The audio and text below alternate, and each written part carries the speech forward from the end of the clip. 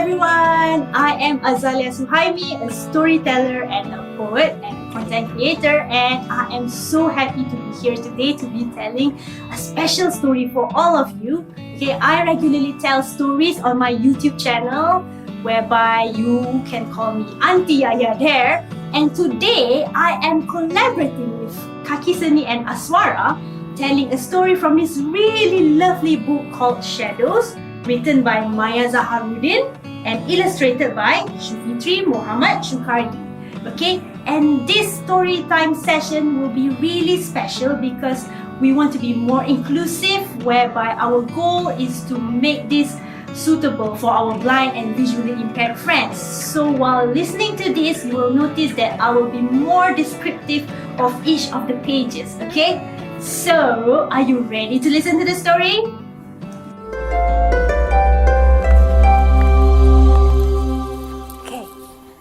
Now, first page.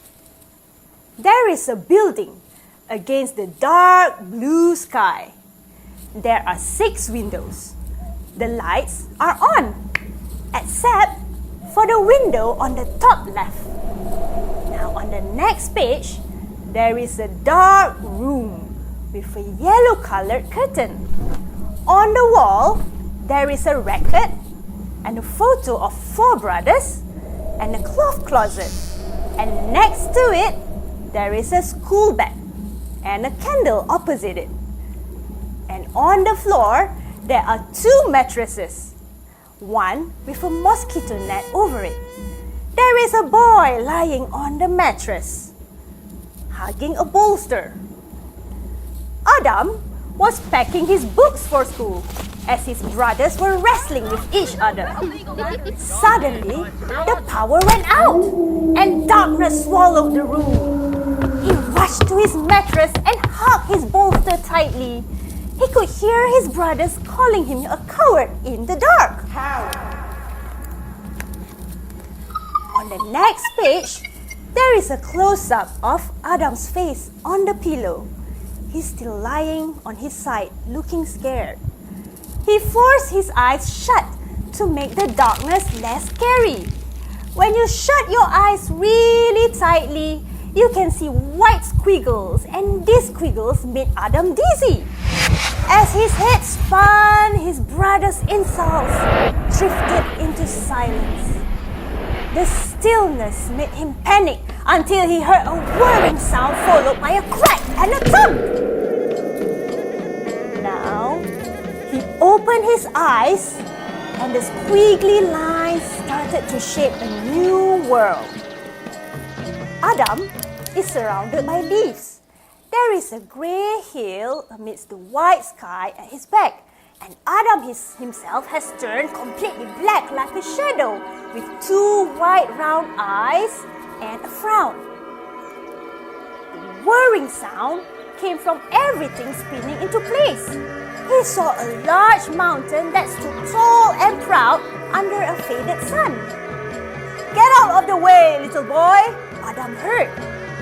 "Yeah, move," he heard again. "Move, and then more thumps and grunts and moans and groans." Adam heard some more. "Begone, villains," said a voice. A royal figure who looked like a prince with beautiful clothing, and 2 ugly-looking creatures appeared. Now the prince is standing between 2 monsters. The prince is wearing a pointy headpiece, and on one hand he's holding a sword. He's wearing a sarong with many intricate details on it. He wears bangles on both feet, and wherever he goes, he's standing on a bed of leaves, like a skateboard. The prince, a Wayang Kulit puppet, has 1 stick to hold his body and another to move his hands. "Your tricks and riddles will not stop my journey," said the prince. "Ho ho, brave prince, tiny brain," said one of the ugly creatures. "We won't leave you until you feel pain," they added. But there are 2 of you vile creatures and only 1 of me," The prince shouted. "Oh, we never fight fair. We thought that was obvious," said one of the monsters. "You cannot tell us what to do." "Yeah, prince. Are you scared of a little riddle or two?" "If you don't like riddles, it's fine with us. We'll squeeze you flat." "Oh, that's a plus," said the monsters. They chuckled loudly and the ground shook, and this made the prince fall. Now, Adam is hidden behind leaves. He has a stern look on his face. "Hey, that's not nice!" Adam almost yelled at the monsters, but he quickly held his tongue. He recalled how terrified he was when the lights went off, and he had a quick thought that maybe being called a coward is better than getting into trouble. Now there is a close-up of Adam's face. The page is black, with 2 wide round eyes, and a tear, and a frown. But he knew better. Adam was a brave boy. He would never give in to his fears. A big echoing voice suddenly interrupted. What's that?" Adam asked. "I said Adam was a brave boy." The big voice started interrupting again. I know, but where are you? I hear you, but I can't see you," asked Adam again. "It's me, Tok Dalang, the narrator.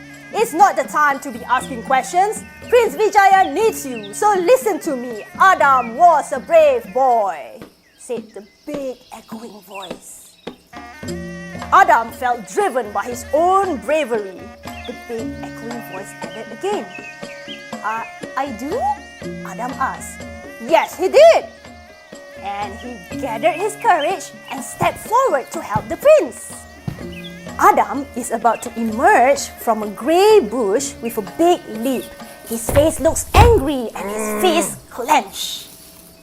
Now on the next page, Adam is standing between Prince Vijaya on one side and the 2 Dityas on the other. "Stop bullying the prince," said Adam. At this, the prince turned around and saw Adam, with his hands raised up high to call for attention. The prince smiled at him. "You must be Adam," he said as he patted Adam's back. The prince seemed to know him, and Adam was curious as to how. How? Adam began asking. But he didn't have time for questions. The big echoing voice interrupted again. "Who are you and what do you want?" bellowed one of the monsters. "Well, I am Adam, and may I ask, who are you to be terrorizing the prince?" Adam grew braver as he spoke. The monsters looked at each other, stood side by side, and grinned. On one side, the Ditya Wayang Kulit puppet has one stick to hold his body and another to move his hands. The Ditya Wayang Kulit puppet has many thorny details. He has a big round eye with a flower pattern in the center. He wears a star behind his tall, pointy ears. He has sharp fangs and he has thorny necklace, and he wears a single gem on its big belly. Under his belly, the Ditya wears a jeweled belt. He has pointed scales and he wears bangles on both hands with sharp square rocks. And the Ditya said, "Ditya Kalantaka is what I'm named, and I eat children without shame." Now on the other side, there is another Ditya Wayang Kulit puppet, also with one stick on its body and another stick to move its hands. This Ditya Wayang Kulit puppet has many rounded details, and it has big flower petal on his eyes. It wears a small flower behind its tall pointy ears. It also has sharp fangs, but below it, it wears a necklace with leaves. And then he also has a flower with 4 petals on his big belly. And under his belly, he wears a belt with leaves. His scales are semicircle. He also wears round bangles on both hands with motifs of many eyes. And the Ditya said, Ditya Kalanjaya, I am called, and I am the scariest one of all. And together they said, the monstrous Dityas, that's what we are, and no one passes us without a war. Now the Dityas look as if they are dancing, with one Ditya above the other. Why are you picking on the prince? Adam pressed on. Why? Because the prince has a mission, and successful missions we don't condone, answered Ditya Kalanjaya. With that, the two Dityas started to stomp and grunt and taunt both Prince Vijaya and Adam. However, Adam knew that besides strength, he could also show bravery through wit. The big echoing voice came again. Now Adam's face lit up because he knew he could do this. Now on the next page, Ditya Kalantaka seemed to be high up, held by two sticks, and Adam is looking up, trying to talk to it. Wait! I have an idea! You like riddles, right? We like to ask, not answer, said Kalanjaya. Oh, so you are two silly monsters, Adam retorted, and the Ditya snarled. Until you prove otherwise, I can't say you're not, Adam added. Then the Dityas groaned and grunted and sighed and murmured. Now, Ditya Kalantaka is standing in front of Prince Vijaya. Finally, Kalantaka said, Fine, if we succeed, you will make a great dessert. The prince turned and said, but if you fail, know that you must help us climb Mount Beringin, wade through the river, and hike through the forest on my quest for something sweeter than victory, said the prince. And then Adam starts to look excited to tell his riddle. He closes his eyes and he has his fingers pointing up, and he has a bit of a smile. Then Adam asks the riddle. You must keep this thing, or its loss will affect your brothers. If yours is lost, it will soon be lost by others. The Dityas look at one another. They look really puzzled. There are lots of question marks on top of their heads. The two Dityas were speechless. They liked to ask questions, not answer them. It was too late for the Dityas to realize that the little boy had trapped them with their own trick. They had never heard of that riddle. Filled with frustration, the Dityas walked around in a circle. Then they tried running in circles, hoping it would help them think better. Unfortunately, all the running only made them really tired and didn't speed up their brains. Finally, the two Dityas collapsed and surrendered. We give up. What is the answer? Asked the Dityas. Now, Adam puts one hand on his hip, while the other raising up high with his finger pointing up. He has a smile and he said, The answer is your temper. Adam replied, mighty and proud. You have to keep your temper in check. If you lose it, you will affect the people close to you. And soon, other people will lose it and the world will be an angry place. Adam explained as he stared hard at the Dityas. Now, the Dityas' hands seem to be gesturing on each of their heads. The Dityas growled in frustration. Worry not, the sweetest reward awaits you, the prince said, smiling wide. What is this prize you are looking to claim? Adam asked. Adam looks ahead with his face full of curiosity. Oh, the most wonderful thing! It is bumpy and green outside, but the golden flesh inside will melt in your mouth, answered the prince. Hearing this, Adam couldn't help but giggle, thinking back how intensely the prince and the Dityas once argued for a fruit. The prince gestures his hand animatedly. The prince then gave them orders and their journey began.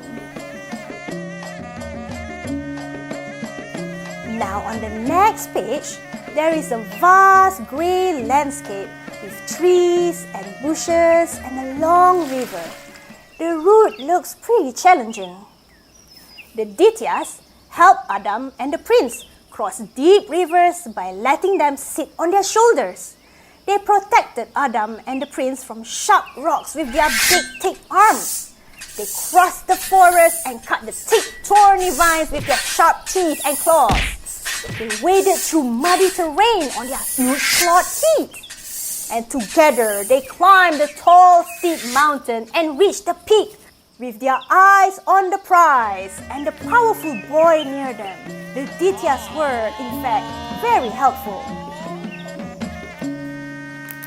Soon, they could see the jackfruit tree on top of Mount Beringin.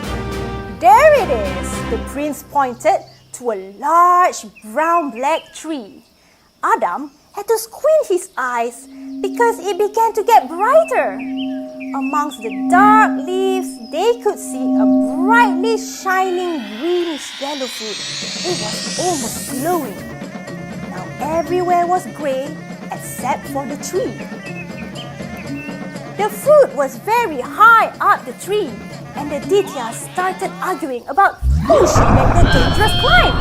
Their voices were so loud and thunderous that the jackfruit fell with a soft thud, landing on the grass. The Dityas immediately dove in for a well-deserved treat. Both Adam and the prince shook their heads in amusement as they too joined the Dityas for the delectable feast. Now the page shows the big jackfruit cut into half with bright shining yellow morsels of fruit in it. And then Prince Vijaya and Adam stood opposite each other. Behind them is a grey forest. "We did it," Adam said softly. "No, you did it," the prince corrected. Feeling proud of himself, Adam suddenly remembered his brothers.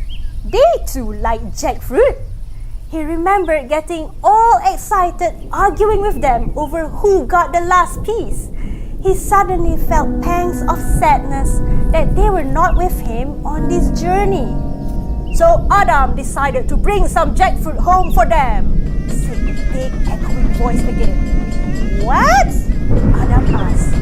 And before Adam could ask more questions, the world spun around again, setting Adam into a whirlpool of very bright lights this time.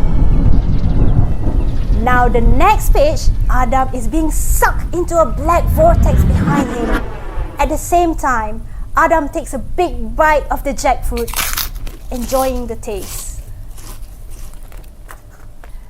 When Adam's eyes finally adjusted to the brightness, he saw that the power had come back on in his room. Now this page shows a point of view of Adam as he pulls over the mosquito net looking at his room. He saw a faint dim yellow light and some figures which look like his brothers. They are all hiding. One of them is hiding under the blanket, another in a laundry basket, and another in a cloth closet. And on the floor, there are puppets that spell THEEND. Nothing had changed except for the sweet, fragrant fruit he cradled in his arms. The end. Now, wasn't that story really lovely and with lots of lessons to be learned? Okay, for me personally, I think the most important lesson of all is to be brave. And also, I think another important point here is that anger does not solve problems. Alright, with that, I hope you enjoyed the story and thank you so much for watching and listening to me. Alright, stay tuned for the final performance of Sensory Wayang Kulit, Traditional Theatre Beyond Sight, coming to you on 30th January 2021 on a Saturday. Okay, the goal of this final year project is to introduce the art of Wayang Kulit Kelantan to the blind and visually impaired community. So do give them a follow on their Instagram page at Sensory Wayang Kulit and also on their Facebook page at Sensory Wayang Kulit so you can keep up to date with their latest information. And if you would like to listen to more stories, do head on to my YouTube channel at Azalia Suhaimi, where I regularly post videos of storytime session and some poetry which I write. So, I hope to see you all again next time. Until then, take care. Bye.